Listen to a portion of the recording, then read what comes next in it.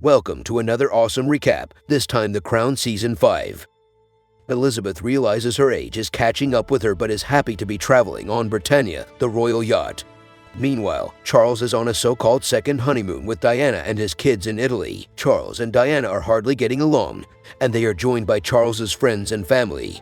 On the day the article arrives, it throws everyone off, for the article in detail talks about how Queen Elizabeth is unfit to rule and the young Charles should take over because he reflects the modern, changing UK. Meanwhile, Elizabeth makes a request to PM Major to fund the repair work of Britannia. The PM refuses, for he thinks it won't be right to use public money, but Elizabeth makes it clear that the yacht is something she feels is hers, and she cannot let it go easily.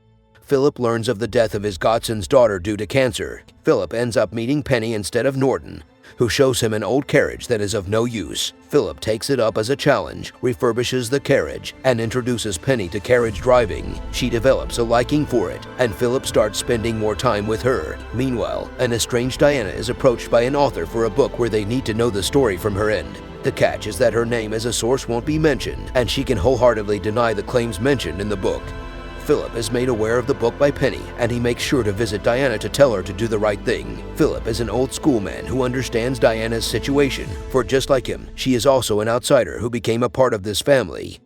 Late 1940s Egypt, where Mohammed Fade, a small-time businessman, confesses his love for a young Egyptian girl from a rich family. Mohammed became successful in Egypt, and his wife gave birth to their son Dodi Fade. Mohammed Fade is the front-runner to purchase the Ritz in Paris. When the buyout is successful, he gets in touch with Sidney Johnson, who was the former butler of King Edward VIII, the king who abdicated. The older Mohammed is still fascinated by the British. He hires Sidney Johnson to get himself accustomed to British etiquette. Sidney informs him of the house where Edward and his wife, Wallis, lived, which is in a sorry state right now. Mohammed funds the restoration of the house and informs Elizabeth of plenty of artifacts of value to the Windsor family. Meanwhile, Mohammed hopes to sit next to the Queen during the polo match when he is seated next to Princess Diana of Wales. They form a friendship immediately, unaware of the role she is going to play in his and her lives in the coming years.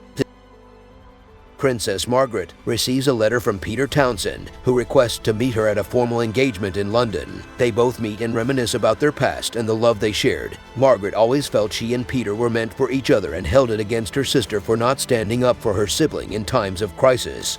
Elizabeth soon starts realizing what Charles said about modernizing the monarch and decides to finally talk about 1992, a year she described as annus horribilis, a year of disaster for her and her family.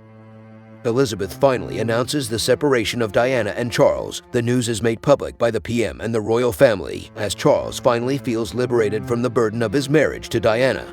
Unfortunately, a phone transcript and the recording of Charles speaking to Camilla in a rather sexual tone get leaked, derailing Charles's hopes to ever come back in the good books of the people. Charles's team decided to give a tell-all interview about his personal life and a life he wants to lead, serving the people to get over the scandal. The interview turns the wind in favor of Charles, and he goes ahead with his plans to start a trust fund that would help people combat illiteracy. As a new year and a new decade came in, the Cold War was over, the Berlin Wall fell, and the USSR finally disintegrated. The UK is keen on hosting Russian President Boris Yeltsin, and Elizabeth is excited to host the Russian premier as well. Elizabeth hosts Boris at her palace, where she makes the demand that the Romanovs be buried with dignity, which they were denied after they were killed by Bolshevik revolutionaries. The Russian president agrees to her demands and starts the work of exhuming the bones of the Romanovs. To confirm if the bones belong to the Romanovs, the scientists ask Philip to give them his DNA. Elizabeth is upset to see Philip not spending time with her, to which Philip's response is that he doesn't think he and Elizabeth have anything in common. He reveals his friendship with Penny to Elizabeth. They are two different people, essentially, but deeply in love with one another. Philip and Penny's friendship is formed by the fact that they are intellectually similar. Elizabeth is curious to know how Penny is in person and what her theories are. This episode showed the personal side of Elizabeth, who was visibly angry and jealous of Philip's friendship with Penny. Diana is comforting one of her staff at a local hospital when she comes across Dr. Hasnat Khan, a Pakistani British heart surgeon. Diana feels attracted to Dr. Hasnat. They soon start dating, but Hasnat still wonders what Diana sees in him. Diana is honest and reveals she likes him because she would rather have someone ordinary than a prince who broke her heart. Diana's brother Charles is approached by a journalist named Martin Bashir, who fuels her suspicions of being followed and her phone being tapped. This makes Diana and Charles more paranoid. While feeding into her paranoia, the journalist makes sure he gets a yes from her to talk about her life and being married to Prince Charles and his family. This makes her decide to give an interview to BBC, as they are the only way to talk about herself, as she feels vindictive.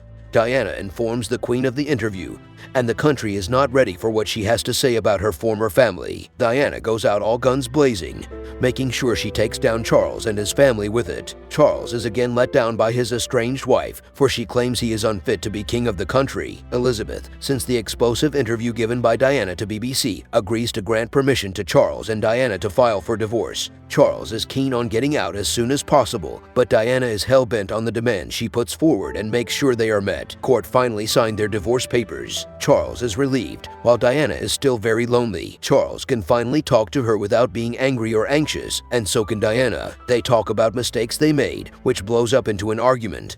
Diana and Charles are both very self-centered and, till the end, do not admit each other's mistakes. The divorce is now done, and Charles is happy to have taken the plunge, for he is now able to spend more time with Camilla. Fresh elections removed PM John Major from power, and England has Tony Blair from the Labour Party as the new Prime Minister. Elizabeth puts forth another plea to restore Britannia, but Tony Blair isn't keen on it. Elizabeth finally decides on decommissioning Britannia, for she realizes the vessel is way past its prime and she should not hold on to her past. Though she knows what it means to her, a part of her might go with it, but Elizabeth does not change her mind. Charles has a word with Tony Blair, whom he believes will be able to relate to him, but Elizabeth receives word of this meeting and is furious at Charles. She admits to making mistakes but will not step away from the throne, for she believes this is her duty till her last breath. Meanwhile, Diana is lonelier than ever and runs into Mohammed Fate. He and his wife offer to take him vacation with Diana and her kids, to which Diana agrees. Dodi, on the other hand, has a tough time getting out of his father's shadow. He takes it upon himself to marry his American girlfriend, whether his father likes it or not.